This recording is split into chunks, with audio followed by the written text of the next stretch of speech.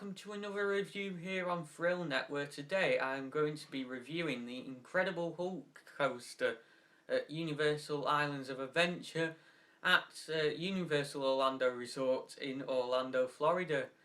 Now, thank you to those of you who watched the last review. It seemed to do pretty well. You guys seem to enjoy that. And following on from that, my channel's actually been doing pretty well in the last sort of week or two, really. I'm quite happy. I know it's only a small channel and it's not very much, but things seem to have been going down well, so I'm happy that I'm managing to keep those of you who do watch me entertained during lockdown, and it seems we've got a few new faces around, so yeah, hello to you guys, and I hope you enjoy this video. But yeah, I've gained about, I think, like maybe 5 or 6 subscribers. I mean, at first I wasn't sure if it was in a day, but then I realised, over the past few days I've kind of gained about 5 or 6 subscribers, and then most of those though were actually from like yesterday.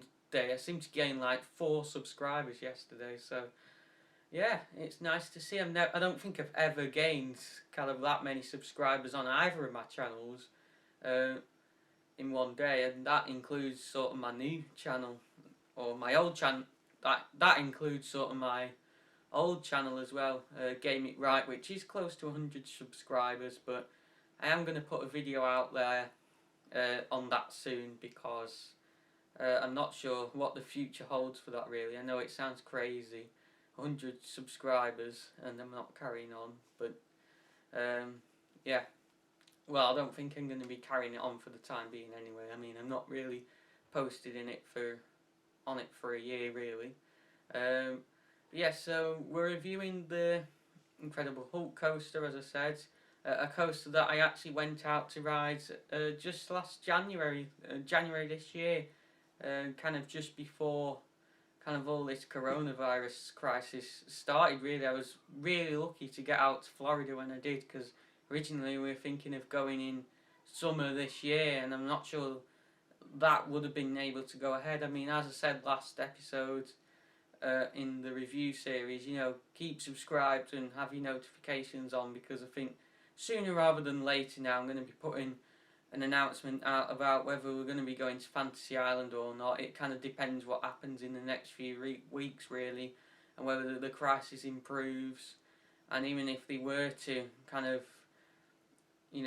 end this lockdown, would we have to go back into lockdown? I know it sounds pretty pessimistic that I'm speculating that, but we just don't know what's going to happen with all of this. So yeah, make sure you subscribe to stay informed regarding that, and make sure you don't miss out on any of this upcoming content. Speaking of the last video, actually, in terms of the rating system, that was kind of like my first kind of go at it. I've had more of a think since how I'd rate other coasters on it, and I think an appropriate thing to do, rather than having a theming category, I think a more appropriate category would be to have presentation rather than theming, because there's a lot of coasters out there with little theming I rate very highly, and I feel like that if I was to base it solely on theming, kind of that, like how they look, some of the coasters that are in my top few wouldn't rate very highly on that system, and it just wouldn't make much sense. Kind of the scoring at the end, it wouldn't be very accurate, and a very good representation. I'm losing my words here, of kind of how good I think they are. So yeah, I'm going to change that up. And in terms of Kamali, actually, I've actually decided that I'm going to give it a 4 for intensity rather than 3, so that's going to put its score up to 12 out of 20. The reason being that, having a think about other coasters, there's coasters like, say, Wicker Man. I know, spoilers, because I'm probably going to go back to reviewing Icon and Wicker Man just to kind of give you guys an idea of how I'd rate them in the different categories. Whereas my kind of original views for them obviously didn't have any categories, so there was no numbers to put to what I was saying, but to give a better idea to the extent of how highly I rate them in comparison to other rides, I'm going to go back and review them. Like, I give that a 3 for intensity, and that's family coaster. When I consider all the coasters I've ridden and where that ranks with intensity, I would give it, you know, a 3. So I think Kamali's quite a bit more intense than Wickerman, so it's kind of getting a low 4 for that reason. Anyway, then I've just adjusted the camera slightly, just because I felt it was a bit kind of on an angle a bit to where I was sat. I'm sorry if the lighting's a bit poorer, because I think it is here in comparison to where I was sat, but yeah, I'm getting used to this whole new camera setup, but I do prefer it. Anyway, we're going to get into the review now. It's a B&M coaster, the Hulk, and it's a B&M sit-down coaster, or some people refer to it as a sitting coaster, but I'm pretty sure the technical name's a sit-down coaster. I think either, really, it depends who you ask. I'm pretty sure in RTDB it is a sitting coaster that it's listed at, but I refer to it as a sit-down coaster. It's 3,700 foot long, with a height of 110 foot, which you actually reach by a launch. A lot of sit-down coasters have lift hills, but the Incredible Hulk is one of the only ones, if not the only one actually, that features a launch. But they are, I believe it's Guardians of the Galaxy themed. They are going to be opening another one at the Beijing one, the Universal Studios Beijing. They're going to be opening a clone of the Incredible Hulk coaster that's actually themed to Guardians of the Galaxy, and it hits speeds of 67 miles per hour with a 104.9 foot drop. The launch actually launches you from 0 to 40 miles per hour in 2 seconds. However, due to that 104 foot drop, you actually reach speeds of 67 miles per hour. Kind of the 40 miles per hour gets you kind of to the top of this tunnel the launch is actually located in. You carry on going up for a bit into a 0G roll, which is, you know, that at that 110 foot height. So you've lost a bit of speed when you're entering that roll, and overall that results in you reaching 67 miles per hour when you hit the bottom of the drop. It's got 7 inversions, and it lasts 2 minutes 15 seconds, so it's a fairly long ride, one of the longest coasters I've ever ridden, and it's actually got the most inversions out of any coasters I've ridden. It's only got a G-force of 4, but as I'm going to explain later, it's an intense coaster and there's a lot of sustained G-forces that you do feel. It's actually more intense than Kamali, I'll tell you now, and that has a maximum G-force of 4.7, so as I highlighted in the last episode, it just goes to show that just because a ride has a higher G-force, or maximum G-force, does not mean it's more intense. It's more about how high the maintained G-forces are. So yeah, the launch tunnel itself is actually 150 foot long, and that's at a 30-degree angle, so it's a launch lift hill, and it's a tyre propelled launch that uses drive tyres that basically pinched kind of the front of the train to accelerate it. And this launch is actually in 2 stages. It's not as such a stationary launch where you stop and then launch. It is kind of a rolling launch, because basically you go up this drive tyre lift hill that's kind of, you're moving along about, I don't know, like 8 miles an hour or something. I don't know the statistic for this. And then kind of part way up that lift hill, you hit another set of drive tyres that are moving faster, because drive tyres basically rotate, and that's how they work, like any tyre would, and basically they're moving faster, therefore they cause that acceleration of 0 to 40 miles per hour in 2 seconds. So there's, speaking of the 7 inversions, you've got a 0G roll, also on Kamali, a Cobra roll, which is also on Kamali, and as I explained in the last video, that is 2 inversions. You then got a vertical loop, also on Kamali, and as I also said last episode, I know a lot of these inversions are the same. You've literally had, so far, 4 of the inversions are every inversion on Kamali, basically. You got, I really like vertical loops, because they're not used on enough coasters, I don't think, these days, because they're such an old inversion, and now we've got sidewinders and Cobra rolls and who knows what else, banana rolls, they're quite rare, but I'm just naming a few inversions. I've never actually ridden a coaster with a banana roll. But yeah, you've got all sorts, and I just don't think loops are used enough these days, and they can be some of the most intense inversions, and Hulk's loop is quite an intense inversion. You then got a corkscrew, which isn't on Kamali, another vertical loop, and then you go into some block breaks, and then the final inversion after those block breaks, which part of a mid-course break run, you've got another corkscrew. So that's all of Hulk's inversions basically. And then in terms of the kind of the queue itself, you've got a really nice entrance, and this is really impressive. You've got like the Hulk statue outside with two pieces of track that he's holding, that is basically like, it's meant to give the illusion that he's split them apart. And as for the queue line itself, like all the big coasters at Universal, there's only 2 of them now, because they've got rid of the Dragon Challenge, the 2 B&M inverts, which is now Hagrid's Magical Creatures Motorbike Adventure. There are metal detectors in the queue for Hulk, and the other coaster that this applies to at Universal Orlando Resort is Hollywood Ride Rocket. So yeah, you pass through these metal detectors. I actually never went in the main queue itself because I was entitled to the disability system there, which we got. But I did go in I believe it's the Express Pass queue, and they did also have metal detectors in there because Universal have a very strict policy about taking bags and loose articles on rides. I believe this is in response to a couple of incidents that have happened, but I'm not sure. And I believe it is also to do with copyright or something like that, or they just don't want you recording on rides.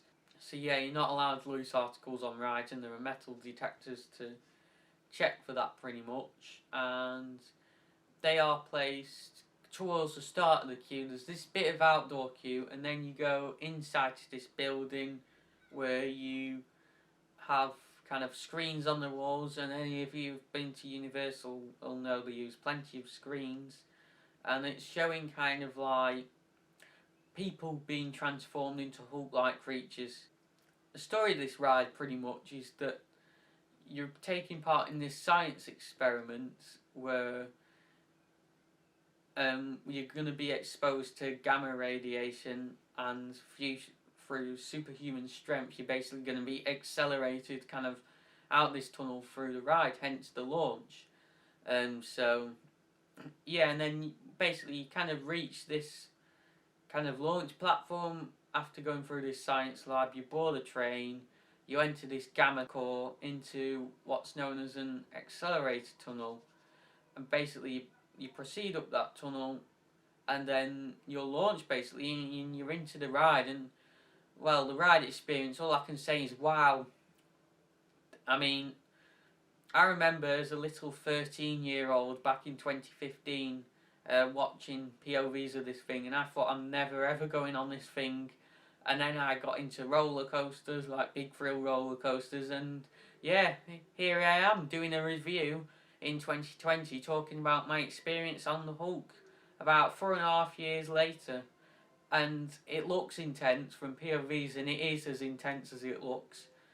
I mean, the zero-G roll's intense, the loop's intense. The most intense element, I'd say, is when you leave the loop into a sharply banked helix.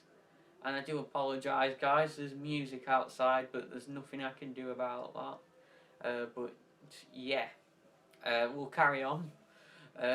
You've got some nice background music. Hopefully I don't get copyrighted, but you know, I'm not very popular, so it doesn't really matter, to be honest, because it's not going to affect my revenue in any way.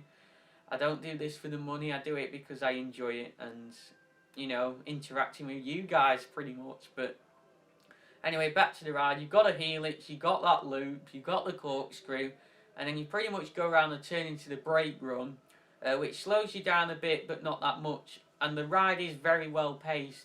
You then leave that brake run into a drop, where you do actually get a bit of airtime. It's a bit like Revolution. You're travelling quite quickly, and yeah, you're proceeding to kind of the drop, and you just flung out your seat. You get a bit of ejector off it, really, not loads, but a bit.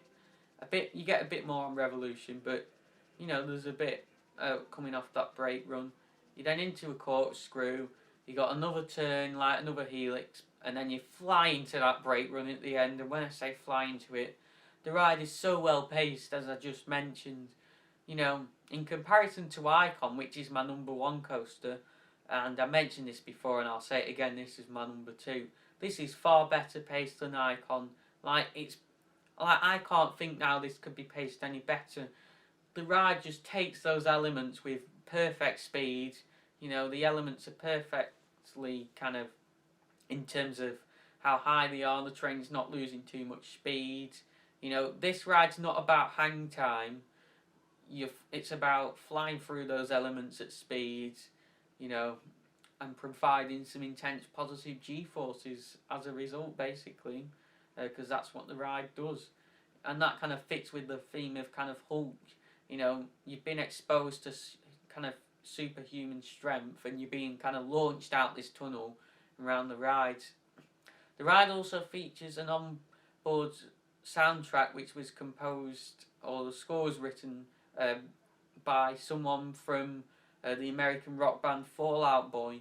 And if you listen to it, you can tell there's definitely some Fall Out Boy influence in there. You know, it's a very dramatic, kind of upbeat, intense soundtrack, like that band, you know, if you've heard them. It's very much like the music they sort of produce. And I think it fits the theme of the ride perfectly, you know.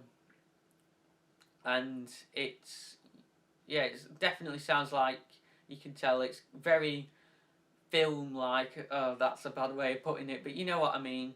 It's a song you can imagine kind of in an action scene, you know, in a movie, like kind of the Marvel movies, and I think it fits that really well.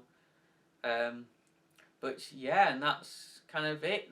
You hit a brake run. There's actually 2 brake runs at the end of the ride. You kind of hit one, which slows you down a bit, and then you go around another corner and hit another brake run, which is kind of leads into the station, really. But yeah. So there was actually Hulk as kind of essentially in recent years being kind of completely retracked. Like they basically B&M came back in and redid the entire ride, despite it opening in 1999. In 2015, actually, they came and redid the entire thing, and Universal also changed the theme of the ride, and they did some upgrades to the launch tunnel as well.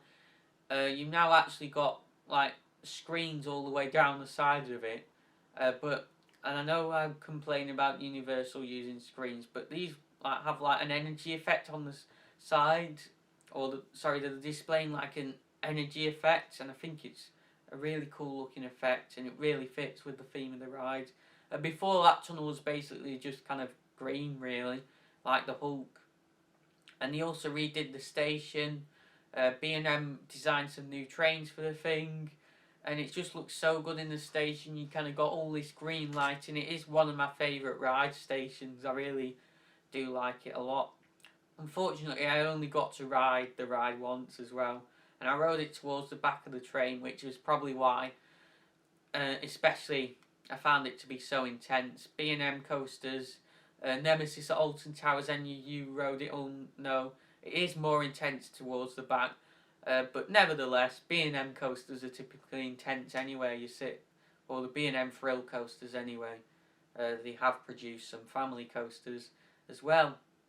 So the old Hulk, I'm not really sure what the story was, to be honest, because it wasn't that clear, but I think, and grasping it was kind of more about kind of stopping kind of the Hulk transformations, and they were kind of performing experiments to kind of stop it or something like, I don't know, but basically you can tell from the on-ride POV kind of it's all about things going wrong and then you being accelerated out the tunnel, whereas now it's kind of like an experiment that's like meant to be happening, like you're going to experience this superhuman strength and you're going to be basically launched out that tunnel and through the ride pretty much.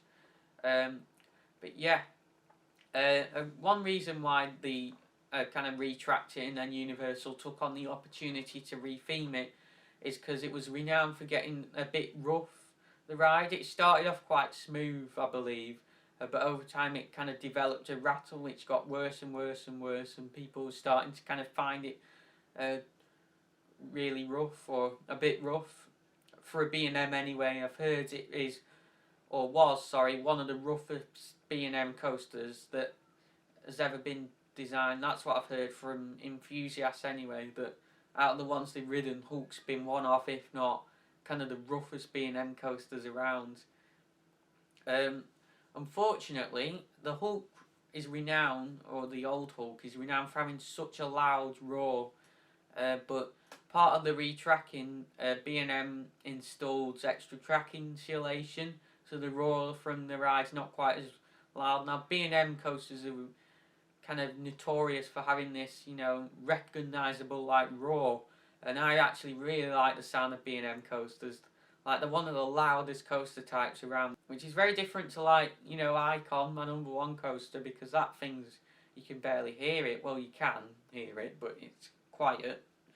But, you know, Hulk is still quite a loud coaster. When you stood near it, you can certainly hear it. And that especially applies when you launched out that first tunnel, because this is what you can hear when you launched out the tunnel.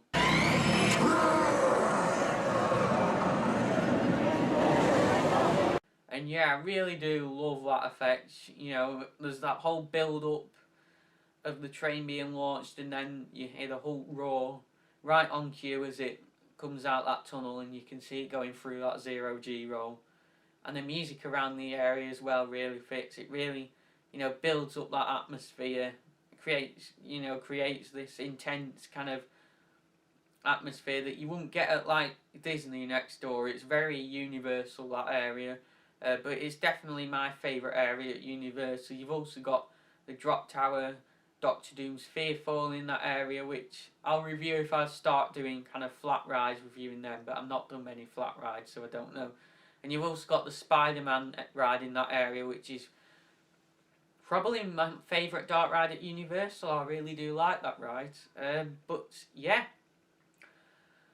And speaking of the roughness of Hulk, actually, if you do watch kind of old coaster POVs of it from Coaster Force, you can really see where enthusiasts are coming from. But yeah, that's pretty much the Hulk summed up. So now all that's left really is for me to give it its ratings. How would I rate it? So in terms of Hulk's intensity, I mean, that's a no-brainer. It gets 5 out of 5 thrill points from me. I mean, I couldn't rate it any lower. It's the most intense coaster I've ever ridden. And yeah, it's the first ride to get a 5 out of 5 on any category. But yeah, I mean, there's not much else I can say about intensity. It's just intense all the way through, pretty much. I mean, I've already highlighted where it's particularly intense. But yeah, it's a lot of sustained G-forces. Pretty much, you know, even though it only reaches that 4.0 Gs, they're maintained a lot throughout the ride, or at least, you know, it's definitely in over 3 Gs a lot of the way through the experience. And then smoothness, even though they've retracted it, there is still a noticeable rattle, but to me it doesn't make the ride too rough. Like, I know I said I've only had one ride on it, but I don't remember any head banging. So, I mean, I'm going to give it a 4 for that, because I don't think it's particularly rough. Just that rattle, as I said, and I was sat towards the back of the train, and I have heard that it is rougher the further back you go on the train. And then the ride elements, I'm going to give this a 4 out of 5. The only thing ride elements wise I think could be improved about Hulk is maybe a bit of airtime. I know it seems daft, because that's not what you'd get on a B&M sit-down coaster, but I think for me to kind of class it as absolute perfection, it would need to have some airtime in there, which is why I'm so excited to hopefully one day get to ride a ride like Helix at Leesburg, because that's got loads of inversions like Hulk, and it's also got airtime. Like, that is, it's got 7 inversions like Hulk, and it's got some amazing looking bits of airtime, and people have said those bits are amazing. So yeah, and that's also a Mack multi-launch coaster similar to Icon at Blackpool Pleasure Beach. So same type of rides, but it definitely does look quite substantially superior to Icon. And I've heard, a lot of people who've ridden Helix don't really rate Icon because obviously they've ridden that and it's far more intense and just a better ride overall in terms of its ride elements. But most people still appreciate Icon for what it is in the UK. You've got to bear in mind, I think it's my number one coaster, but I'm not ridden that many abroad coasters, so, and I think many people would say it's the best coaster in the UK, including myself, and it just also happens to be my number one coaster. But I think, to be honest, with Hulk's intensity and the fact it has so many inversions, like I've always said, Icon could maybe do one more inversion.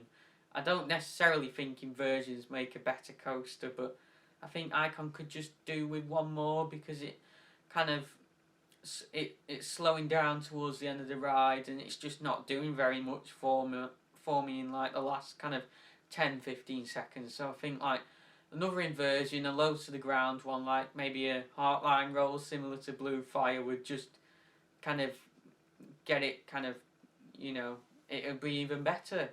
But yeah, and it's just kind of, I take airtime over everything pretty much, even inversions, which is kind of why Icon just about tops Hulk, like by barely anything really, because they're both absolutely amazing rides. And then last but not least, presentation. I think Hulk's really well presented. You'll have seen from the off-ride POVs I've been showing you throughout the video. Part of Hulk is situated over water, and you get some really good views of it from other areas in the park, and you can see the whole thing. It's really good to film off-ride, and you can get so close to some bits of the track as well, like you will have seen from the off-ride POVs. And obviously that Hulk statue and all the theming as well adds to it as well. So I think I'm going to give Hulk a 4 for theming. I mean, it maybe could, it could look slightly, I don't know, I think just a 5. And maybe some of the queue, like, you got to bear in mind, I only saw part of the queue, and a lot of it did look like TV screens, so maybe it could have a bit more in the queue, but I'm going to give it a 4. Or, actually, I'll give it a 5. But yeah, that gives the Hulk a score of 18 out of 20. I know, a lot higher than Kamali, but it deserves it. I think it's a far superior ride to Kamali. While Kamali's a good coaster for the UK, Hulk is on another level compared to that, really. Kamali's a Vekoma SLC, Hulk's far more, sophisticated, is that a good word, ride.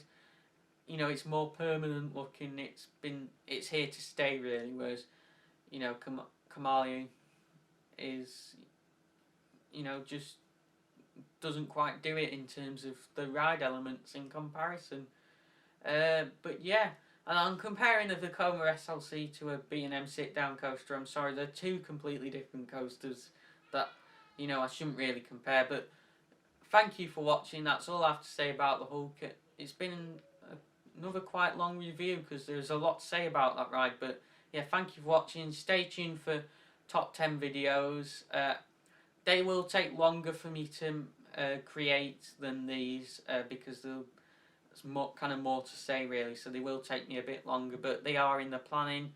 Planet Coaster, I posted on my Instagram the other day to announce I'm doing a Planet Coaster series, or starting one, which will also take time because anything in Planet Coaster takes me time. But yeah, that should be coming around soon. But definitely go and follow me on Instagram and Twitter. Links in the description, and they will be on the ending card, which you will see at the end of this video. But go and follow me for regular updates, Planet Coaster wise, with them. And then the on-ride and off-ride POVs, they'll also continue when I'm a bit busier, because I still do have college work and stuff. I'll upload more on my POVs just to kind of keep you guys occupied, and then the reviews, I don't want to like rush them out. I want, you know, to get them as good as they can be, really. So bear with me with kind of all of this, but I'm trying to release as much content as I can during this time. But yeah, thank you for watching, and I'll see you next time.